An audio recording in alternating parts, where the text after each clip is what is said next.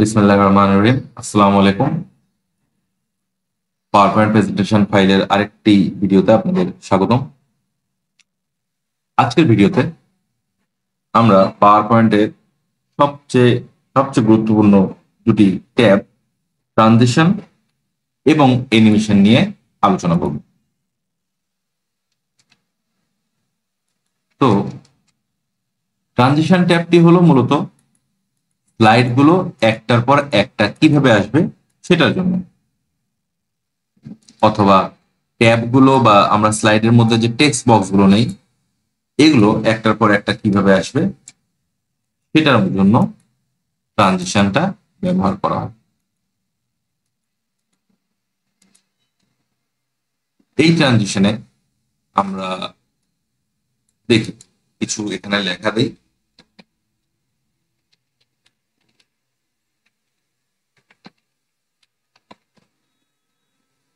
আমরা একটা লেখা নিলাম,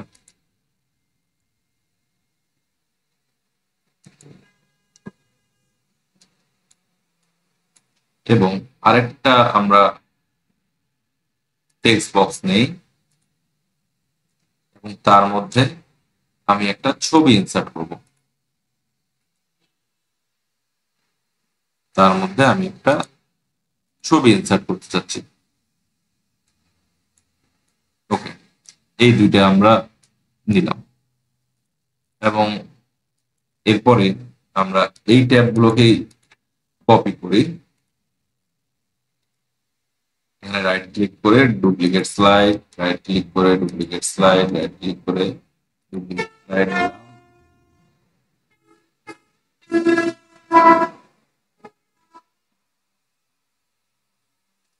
এবং পরের ট্যাব থেকে আমি লেখাটা সরায় দেই, তারপরের ট্যাব থেকে আমি ছবিটা সরায় দেই, তারপরে ট্যাবে আবার দুটোই থাক, বা তারপরে ট্যাবে কিছুই রাখা, একটার উপর আরেকটা বসাই দিই। ওকে, এরপরে আমরা যাই ট্রানজিশন।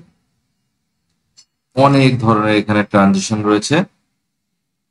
কিছু ট্রানজিশন হলো এক্সাইটিং ডাইনামিক কন্টেন্ট, যেমন আমি যদি এইটা ব্যবহার করি তাহলে আমরা যদি স্লাইডগুলো দেখি একটার পর একটা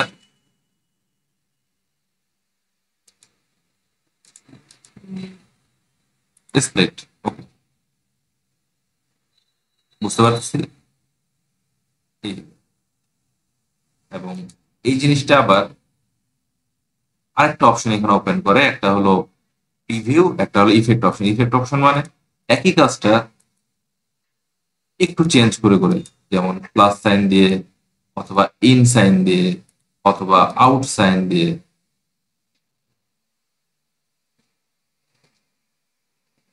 আমরা একই ডিজাইন অ্যাপ্লাই টু অল এর মাধ্যমে সবগুলোতে দিতে পারি। এখন আমরা যদি প্রিভিউ দেখি,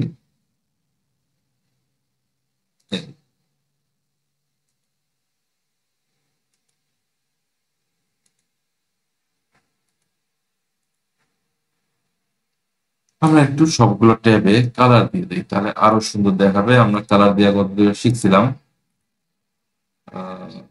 ডিজাইন দিলাম। আরো সুন্দর হয়েছে। এইবার আমাদের ট্রানজিশন গুলো আরো স্মুথলি দেখা যায়। আমরা রিভিল, এই রিভিল হচ্ছে। এই ইফেক্ট অপশনটা ডান পাশ থেকে বাম পাশ থেকেও দিতে পারি, এবং এই ইফেক্ট অপশনটা যদি আমরা অ্যাপ্লাই টু অল করি তাহলে প্রত্যেকটার ক্ষেত্রে হবে। এবার আমরা একটু আরেকটু সুন্দর একটা দেখি, এইটা দেখি, এবং এখানে আরেকটা দিই। আমরা একটু চেঞ্জ করে করে দিই, এখানে একটু বক্সের মতো দিলাম, এখানে আরেকটা দিই, র্যান্ডম বার্স দিলাম, এখানে আরেকটা দিই। এবার একটা প্রেজেন্টেশন দেখি। প্রথম স্লাইড আসলো, এরপরে দ্বিতীয় স্লাইড, এরপরে তৃতীয় স্লাইড, এরপরে চতুর্থ স্লাইড।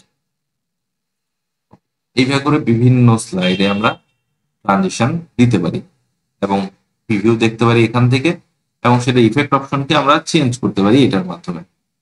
যদি কোনো সাউন্ড চাই এখান থেকে কিন্তু প্রিডিফাইন সাউন্ড গুলো দেওয়া যাবে। যেমন সাউন্ড দেখার পর যদি আমি প্রিভিউ দেখি,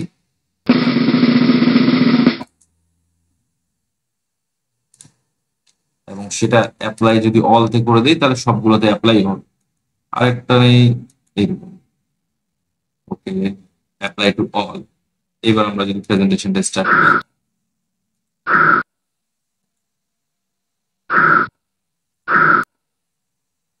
আশা করি আমরা বুঝতে পেরেছি।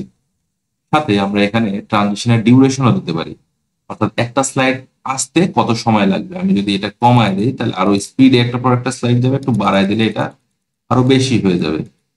এই যেমন আমি 3 সেকেন্ড দিলাম। এইবার আমি যদি প্রেজেন্টেশনটা স্টার্ট দেই প্রথম থেকে,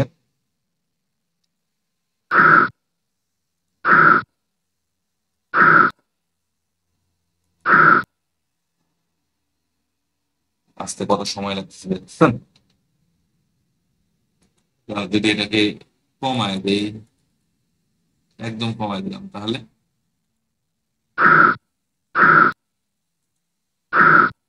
কত দ্রুত একটা স্লাইড চলে আসছে। সাথে আমরা এই টাইমটাকে অন মাউস ক্লিকেও রাখতে পারি, অথবা এটা সরায় দিলে অটোমেটিকলি আফটার কত সেকেন্ড পর একটার পর একটা স্লাইড চেঞ্জ হবে সেটাকেও আমরা এখান থেকে ডিফাইন করতে পারি। যেমন আমি যদি 2 সেকেন্ড দিয়ে রাখলাম এবং প্লে করলাম, যদি 2 সেকেন্ড দিয়ে রেখে যদি প্লে করি তাহলে অটোমেটিকলি 2 সেকেন্ড পর পর স্লাইড গুলো পরিবর্তন হতে থাকবে। এই ওকে, অটোমেটিকলি এখন একটার পর একটা স্লাইড আসতেছে। এইভাবে আমরা স্লাইড গুলোকে বিভিন্ন ভাবে আমরা ডিজাইন করতে পারি এবং সেটা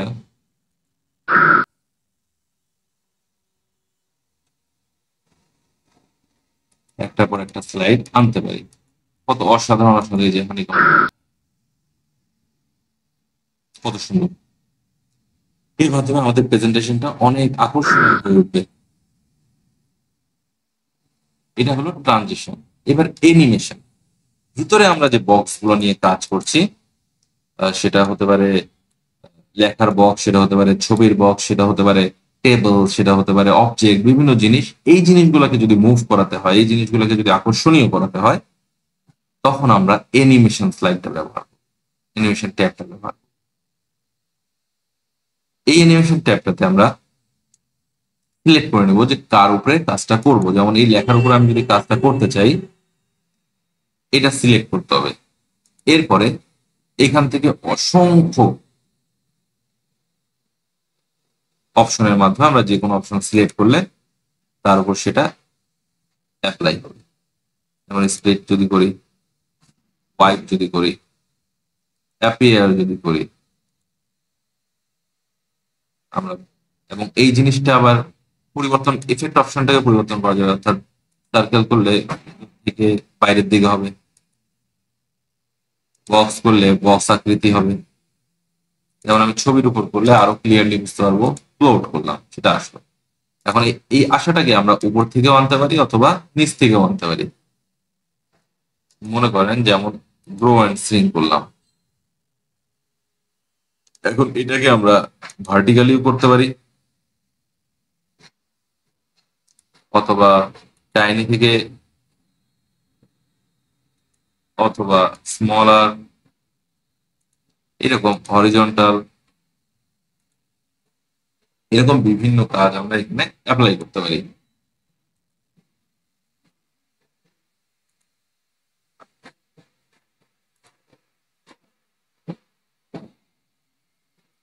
বাউন্স করতে পারি, জুম করতে পারি, এরকম অসংখ্য এখানে অপশন দেওয়া আছে। এবং একই জিনিসের উপর আমরা একাধিক টোপ করতে পারি, একাধিক অ্যানিমেশন প্রয়োগ করতে পারি। যেমন এইটার উপরে মনে করেন, আর যদি সরাতে হয় এই যে এখানে ক্লিক করে এটা ডিলিট করলে এটা সরে যাবে, এই যে ক্লিক করে ডিলিট করলে সরে যাবে। তো এইটার উপরে আমি দুইটা অ্যানিমেশন দিতে চাই, যেমন ফ্লোট করবে, সে নিচ থেকে উপরে আসবে, সাথে আরেকটা হবে ফ্লাই করবে। তো যখন একই উপর দুইটা অ্যানিমেশন দিব, এই এখান থেকে অ্যাড অ্যানিমেশনটা সিলেক্ট করতে হবে। অ্যাড অ্যানিমেশন দিয়ে ওকে কি বল দিলাম। এখন এর মধ্যে দুইটা অ্যানিমেশন চলে আসছে, যেটা প্রথমে দিচ্ছি সেটা প্রথমে, যেটা পরে দিচ্ছি সেটা পরে। এখন যদি আমি প্রিভিউ দেখি, এর নিচ থেকে আসলো, তারপরে এই মূলত অ্যানিমেশনের কাজ। আবার আরেকটা জিনিস আছে যে অ্যানিমেশনটা আমরা নিজে থেকে করতেও পারি। অর্থাৎ এই যে মোশন পাথ, এখানে একটা অপশন আছে মোর মোশন পাথ, এর মাধ্যমে আমরা বিভিন্ন ধরনের অ্যানিমেশন করাতে পারি এবং এটা সবচেয়ে অসাধারণ একটা অপশন এখানকার। আমি পরবর্তীতে এই অপশন ব্যবহার করে সুন্দর সুন্দর অ্যানিমেশন করে দেখাবো। আপাতত আমরা শুধুমাত্র আমি চাচ্ছি যে এটা আমার ইচ্ছে মতো মুভ করবে, এই ছবিটা আমার ইচ্ছে মতো মুভ করবে।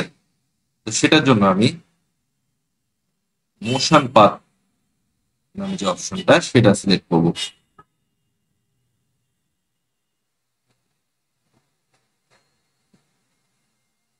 যেমন আমি একটা যদি মোশন সিলেক্ট করি যে কাট, ওকে করে ওকে দিলাম, তখন এখানে একটা রেখা দেখা, এই রেখাটা এই পাশে হলো স্টার্টিং পয়েন্ট এবং এটা হলো এন্ডিং পয়েন্ট, এবং এটাকে আমি যেভাবে রাখবো সেটা সেইভাবেই কাজ করবে।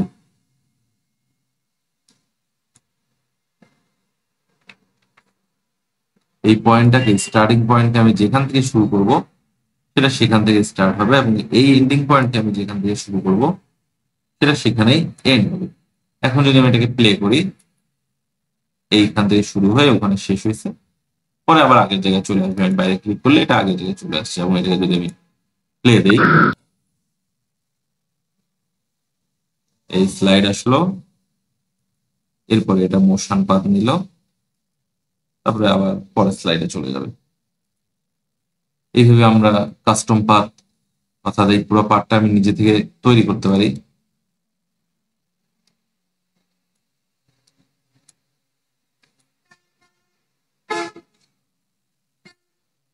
কাস্টম পাথে গেলে এই নিজে থেকেই তৈরি করতে পারবো। এখন নিচ থেকে উপরের দিকে যাবে।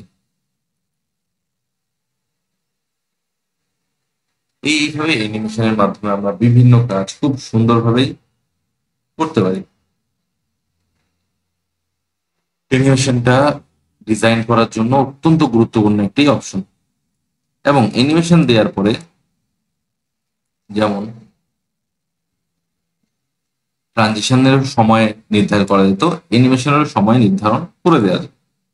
যেমন আমি এখানে একটা নর্মাল অ্যানিমেশন দেই, তখন এখানে আসবে যে এটা ক্লিক হবে না পরেরটার সাথে শুরু হয়ে যাবে নাকি পরের আফটার সাথে শুরু হবে। যেমন আমি দুইটা এখানে দিই, আমি নেমের একটা অ্যানিমেশন দেই ফ্লাইন, এবং এর সাথে একটা অ্যানিমেশন আছে। তাহলে আমি যদি প্রিভিউ করি, প্রথমে ছবি আসলো, তারপরে নাম আসলো, ওকে। এইবার এই জিনিসগুলোকে আমি, যেহেতু 2 নম্বরটা 1 নম্বরের পরে 2 নম্বর, আমি অন ক্লিকেও রাখতে পারি, উইথ প্রিভিয়াস রাখতে পারি। উইথ প্রিভিয়াস করলে অটোমেটিকলি আমাকে আর ক্লিক করতে হবে না, একসাথে ওইটা পড়ার পরেই চলে আসবে। এরপর কত ডিলে করে আসবে, কত ডিউরেশন হবে, এটাও আমরা এখান থেকে সিলেক্ট করতে পারি, কত সময় ধরে অ্যানিমেশনটা চলবে। এবং সেটা যেমন এটা ডিউরেশন এবং ডিলে, যেমন এটা ওটা যদি 1 সেকেন্ড 1 মিনিট ডিউরেশন থাকে, এটা আমি এরকম করলাম, তাহলে দেখা যাচ্ছে যে এটা এতটা ডিলে করবে। এবার যদি আমি প্লে দেই, তারপরে ওইটা আসলো। এই অ্যানিমেশন গুলো রেকর্ডও করে নিতে পারি, মুভ লেটার করতে পারি, এরকম বিভিন্ন কাজ এখান থেকে করা যায়।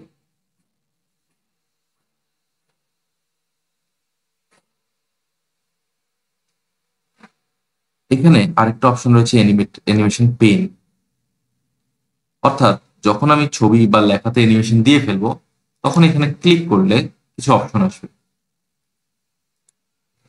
এই অপশন গুলো মূলত এই অ্যানিমেশন গুলার এই ডিউরেশন গুলা একসাথে এখানে দেখা যায়। এখান থেকেও এই ডিউরেশন ছোট বড় করা যাবে, এখান থেকে একসাথে বোঝা যায় যে কে আছে, এবং সবগুলো একসাথে সিলেক্ট করা যাবে, বা একসাথে যদি অ্যানিমেশন দেওয়ার প্রয়োজন হয় এখান থেকে অ্যানিমেশনও দেওয়া যাবে এবং প্লে করে করে দেখাও যাবে।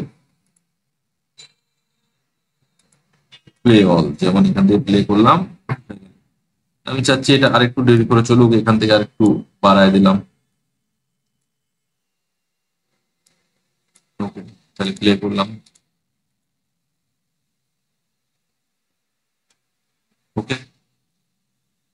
হিসেবে এখান থেকে করা যায়, সাথে কোনো একটা নির্দিষ্ট লেখাকে এই অপশনের মাধ্যমে ট্রিগারও করা যায়। অর্থাৎ আমি চাচ্ছি যে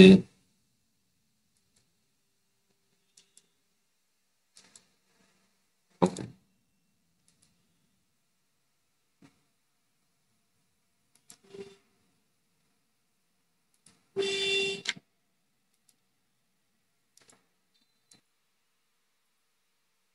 যেমন আমি চাচ্ছি আমার প্রেজেন্টেশন ফাইলে যখন এই ফাইলগুলো আসবে তখন এটাকে ক্লিক করার পরে এই ছবিটা আসবে। এটাই মূলত ট্রিগারের কাজ। তো আমি এই ছবিকে ক্লিক করলাম, এই ছবিতে একটা অ্যানিমেশন দেই আমি, লোডিং। ওকে, এখন এই অ্যানিমেশনটা কখন হবে? যখন আমি ট্রিগার করব। কি ট্রিগার করব? যখন আমি এই সাবটাইটেল যেটা উপরে লেখা আছে এটাকে ট্রিগার করব। না, এটা তো নয়, এখানে যেহেতু পিকচার চলে আসছে। আবার দেখি সাবটাইটেল। ও, এটা ঠিকই আছে। হ্যাঁ, ঠিক আছে। যখন আমি এই যে মাই নেম এখানে লেখা আসছে ট্রিগার সাবটাইটেল, মানে এই লেখাটা ট্রিগার করব, তখনই এই পিকচারটা আসবে। আমরা দেখি কেমন হয়েছে। এই যে পাওয়ার পয়েন্ট, আমি একটু প্রেজেন্টেশনটা দেখি। শুরু হলো। এখন যখন আমি এই যে এখানে চিহ্ন আসছে এইটার উপর ক্লিক করব, তখনই কিন্তু ছবিটা। এই হলো মূলত ট্রিগারের কাজ। তাহলে আমরা যা জানতে পারলাম, ট্রানজিশনের মাধ্যমে আমরা আমাদের